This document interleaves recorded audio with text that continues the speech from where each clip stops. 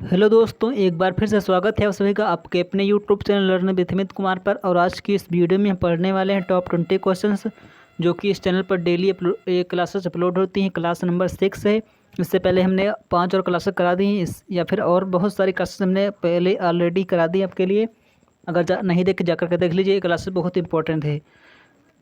और देखिए, मैं हमेशा आपको इस क्लास को लेने के लिए क्यों सजेस्ट करता हूँ, क्योंकि ये क्लास बहुत ही इंपॉर्टेंट है। क्योंकि इसमें कराया गया हर एक क्वेश्चन जो कि हर किसी न किसी एग्जाम में पूछा जाता है। क्योंकि आपको बता दूँ कि ट्रिपल का कोई पेपर नहीं बनता है, ये बात आपको पता ही होगी। मैंने कितनी बार बताया कि ट्रिपल का कोई भी नया पेपर नहीं बनता, उसके पर ऑलरेडी कई सारे सेट होते हैं, उसी में से आपको एग्जाम कराता रहता है। तो इसलिए प्रीवियस ईयर क्वेश्चन बहुत इंपॉर्टेंट होते हैं। तो ये क्वेश्चंस उन्हीं से रिलेटेड क्वेश्चंस हैं। और इस क्लास की फ्री में PDF आपको मिल जाएगी। हमारे टेलीग्राम चैनल है लर्न विद अमित, तो चैनल को सब्सक्राइब कर लीजिए, वीडियो को लाइक एंड शेयर कर दीजिए। तो चलिए आगे बढ़ते हैं हम अगले अपने क्वेश्चंस की तरफ। डेली क्लास अपलोड होती हैं, डेली सुबह 7 बजे की क्लास आपको इस चैनल पर मिल जाएंगी। तो पहला क्वेश्चन है आपके स्क्रीन पर है। तो यहाँ पर क्वेश्चंस जो है आपसे पूछा गया, यूटिलिटी प्रोग्राम एक प्रकार का सिस्टम सॉफ्टवेयर है जिसका प्रयोग किसी विशिष्ट कार्य को करने के लिए किया जाता है। आमतौर पर सॉफ्टवेयर और हार्डवेयर की सामान्य समस्याओं को हल करने के लिए किया जाता है। यानी जो यूटिलिटी प्रोग्राम है, इसके बारे में आपके बताया गया है कि जो इसका प्रयोग है वो आमतौर पर सॉफ्टवेयर और हार्डवेयर के सामान्य समस्याओं को हल करने के लिए किया जाता है। और यह एक सिस्टम सॉफ्टवेयर है। ये सही है फिर गलत है?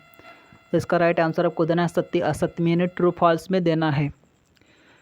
तो आई होप अपने को आंसर जो है खोज लिया होगा। तो इसका राइट आंसर हो जाएगा ऑप्शन नंबर ए, क्योंकि जो सत्य हो जाएगा। क्योंकि जो यूटिलिटी प्रोग्राम है उसका जो यूज होता है सॉफ्टवेयर और हार्डवेयर की सामान्य समस्याओं को सॉल्व करने के लिए होता है।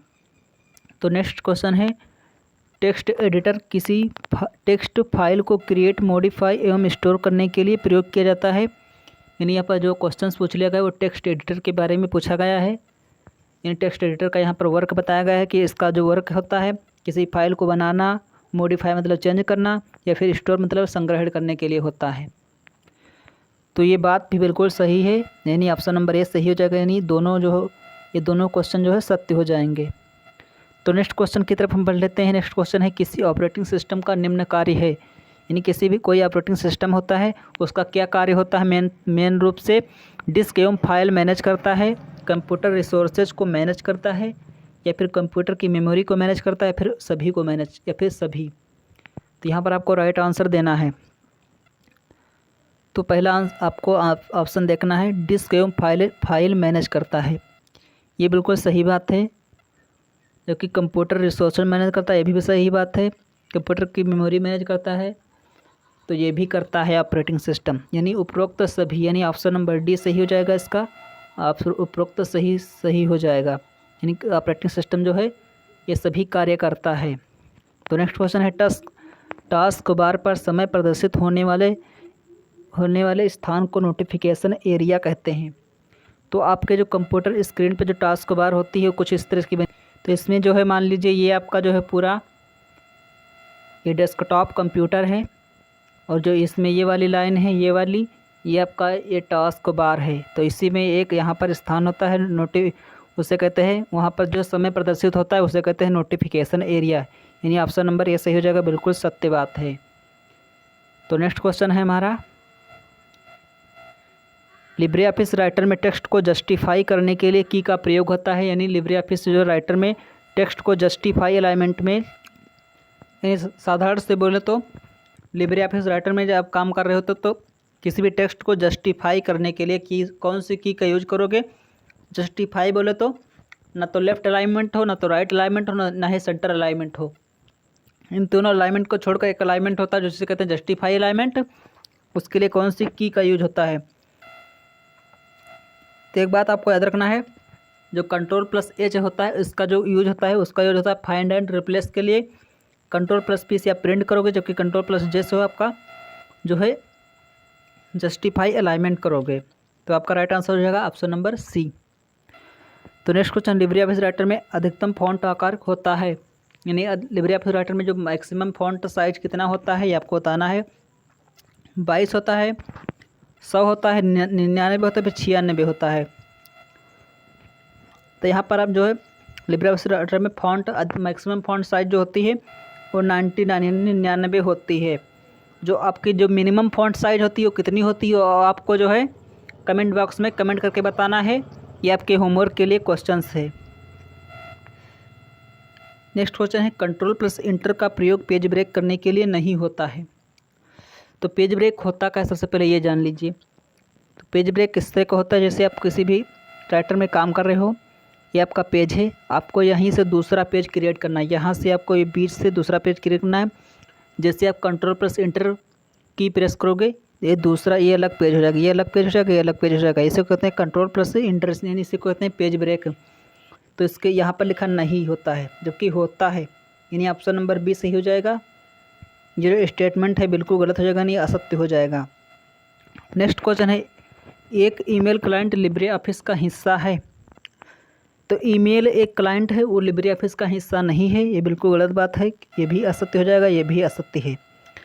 नेक्स्ट क्वेश्चन है, लिब्रे ऑफिस राइटर में कंट्रोल प्लस एस का इस्तेमाल सभी डॉक्यूमेंट को सिलेक्ट करने के लिए किया जाता है। ये सिंपल सा क्वेश्चन है, बिल्कुल बहुत सारे स्टूडेंट कंफ्यूज हो जाएंगे, इसीलिए मैंने इस क्वेश्चन को डाल दिया इस प्रैक्टिस सेट में। तो कंट्रोल प्लस एस का जो यूज है उसे किसी भी फाइल को सेव करने के लिए किया जाता है, जबकि सेलेक्ट करना है तो कंट्रोल प्लस ए की का यूज करोगे, यानी कंट्रोल प्लस ए प्रेस करोगे तब आपका जो है वो सिलेक्ट हो जाएगा पूरा डॉक्यूमेंट, जबकि कंट्रोल प्लस एस से जो है सेव होता है। तो ये भी असत्य हो जाएगा। तो इसमें ये भी असत्य, ये भी, इसमें जो तीनों क्वेश्चन से भी सारे गलत हो जाएंगे। तो नेक्स्ट क्वेश्चन है, लिब्रे ऑफिस कैल्क में मैनेज टेम्पलेट करने के लिए की का इस्तेमाल होता है। यानी लिब्रे ऑफिस कैल्क में जो मैनेज टेम्पलेट करने के लिए कौन सी की का यूज होता है। तो यहाँ पर आपको याद रखना option number B, control plus shift plus N जब प्रेस करोगे तो मैनेज टेम्पलेट ऑप्शन आ जाएगा। नेक्स्ट क्वेश्चन है, इम्प्रेस प्रेजेंटेशन का डिफ़ॉल्ट नाम डॉट डॉट है, यानी डॉट डॉट की जगह पर क्या फिल करना है। इम्प्रेस प्रेजेंटेशन का डिफ़ॉल्ट नाम क्या होगा, कैल्क होगा, अनटाइटल्ड 1 लिब्रे ऑफिस इम्प्रेस होगा, या फिर राइटर, या फिर स्लाइड 1 होगा। तो सिंपल सी बात, जो इम्प्रेस है तो अनटाइटल्ड 1 लिब्रे ऑफिस इम्प्रेस होगा। ये कब होता है, जब आप अपनी फाइल, यानी जब आप किसी अपनी स्लाइड का कोई नाम नहीं रखते, जब आप प्रेजेंटेशन बनाते हो नाम नहीं रखते हो, तो यही आपको नाम प्रदर्शित होगा, यानी ऑप्शन नंबर बी सही हो जाएगा। तो नेक्स्ट क्वेश्चन है, कौन सा निम्न में से कौन सा सर्च इंजन नहीं है। क्राउलर नहीं है, गूगल नहीं है, एक्साइट नहीं है, सिनेटिया एंस नहीं है। तो यहाँ पर सिनेटिया एंस जो है ये आपका सर्च इंजन नहीं, बाकी सभी सर्च इंजन हैं। तो नेक्स्ट क्वेश्चन है, आई मैप का पूर्ण अर्थ इंटरनेट मैसेज एक्सचेंज प्रोटोकॉल होता है। तो आई मैप बोले तो IMAP, इसका जो फुल फॉर्म होता है इंटरनेट मैसेज एक्सचेंज प्रोटोकॉल होता है। ये बिल्कुल सही बात है, यानी ऑप्शन नंबर ए इसका भी सही हो जाएगा। तो नेक्स्ट क्वेश्चन है, एक ईमेल संदेश में CC क्षेत्रों में उपयोगकर्ता अन्य प्राप्तकर्ता नहीं देख सकते हैं, जबकि BCC क्षेत्रों में उपयोगकर्ता संदेश के सभी प्राप्तकर्ताओं को देख सकते हैं। तो इस क्वेश्चन को ध्यान से पढ़ना, फिर आंसर देना है। तो आई होप अपने आंसर का क्वेश्चन जो है सॉल्व कर लिया होगा। तो ये असत्य हो जाएगा कि ये पूरा स्टेटमेंट ही गलत लिखा है। तो नेक्स्ट क्वेश्चन है, डिजिटल लॉकर फरवरी 2015 में भारत सरकार द्वारा शुरू की गई एक सेवा है जो निवासी भारतीय नागरिकों को दस्तावेजों को संग्रहित करने के लिए एक सुरक्षित समर्पित व्यक्तिगत इलेक्ट्रॉनिक स्थान प्रदान करती है। तो ये भी बिल्कुल सही बात है, क्योंकि जो डिजिटल लॉकर सभी लोग जानते हैं, जो कि फरवरी 2015 में शुरू हुई। आप अपना कोई भी डॉक्यूमेंट वहाँ पर रख सकते हो, ये भी सही हो जाएगा। नेक्स्ट क्वेश्चन है, निम्न में से किसका उपयोग जो है करने के बाद आपको बंद कर देना चाहिए। ऐसी कौन सा जो है फ्लैश लाइट है, एप्लीकेशन है, ऐप अपडेट है, फिर इनमें से कुछ भी नहीं है। यानी एक ऐसी चीज़ जिसे आप उपयोग करने के बाद आपको बंद कर देना चाहिए।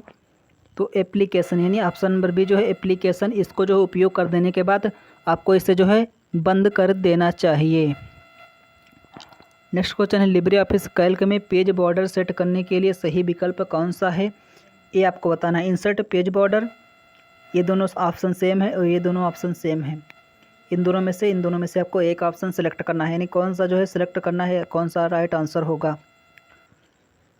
तो यहाँ पर ऑप्शन नंबर सी और डी जो हैं ये सही हो जाएंगे, क्योंकि जब फॉर्मेट पे जाओगे, फिर आपको पेज पे जाओगे, फिर बॉर्डर पे जाओगे, तब जो